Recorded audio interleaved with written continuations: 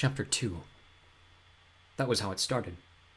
He heard Teresa say those 3 words, but it seemed from far away, as if spoken down a long, cluttered tunnel.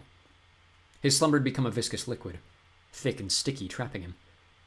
He became aware of himself, but realized he was removed from the world, entombed by exhaustion. He couldn't wake up. "Thomas!" She screamed it, a piercing rattle in his head. He felt the first trickle of fear, but it was more like a dream. He could only sleep. And they were safe now, nothing to worry about anymore. Yeah, it had to be a dream. Teresa was fine. They were all fine. He relaxed again, let himself drown in slumber. Other sounds snuck their way into his consciousness. Thumps, the clang of metal against metal. Something shattering. Boys shouting. More like the echo of shouts, very distant, muted. Suddenly they became more like screams. Unearthly cries of anguish, but still distant, as if he'd been wrapped in a thick cocoon of dark velvet. Finally something pricked the comfort of sleep.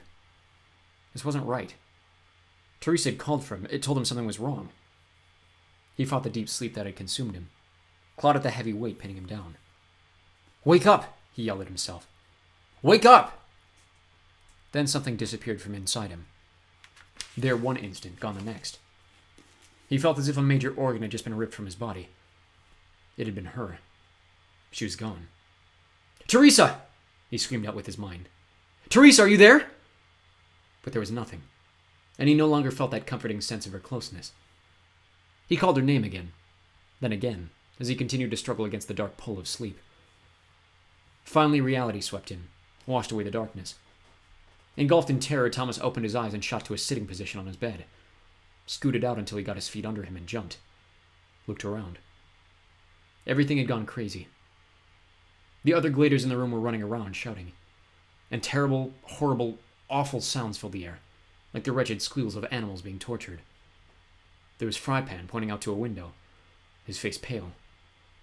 Newt and Minho were running to the door. Winston, hands held up to his frightened, acne-plagued face like he'd just seen a flesh-eating zombie. Others stumbling over each other to look out the different windows, but keeping their distance from the glass. Achingly, Thomas realized he didn't even know most of the names of the 20 boys who'd survived the maze. An odd thought to have in the middle of all that chaos. Something at the corner of his eye made him turn to look toward the wall. What he saw immediately wiped away any peace and safety he felt talking to Teresa in the night. Made him doubt such emotions could even exist in the same world in which he now stood. There, 3 feet from his bed, draped by colorful curtains, a window looked out into a bright, blinding light. The glass was broken, jagged shards leaning against crisscross steel bars. A man stood on the other side, gripping the bars with bloody hands. His eyes were wide and bloodshot, filled with madness. Sores and scars covered his thin, sunburned face. He had no hair, only diseased splotches of what looked like greenish moss. A vicious slit stretched across his right cheek. Thomas could see through teeth, through the raw, festering wound. Pink saliva dribbled in swaying lines from the man's chin. "I'm a crank!" the whore of a man yelled. "I'm a bloody crank!" And then he started screaming 2 words over and over, spit flying with every shriek. "Kill me! Kill me! Kill me!"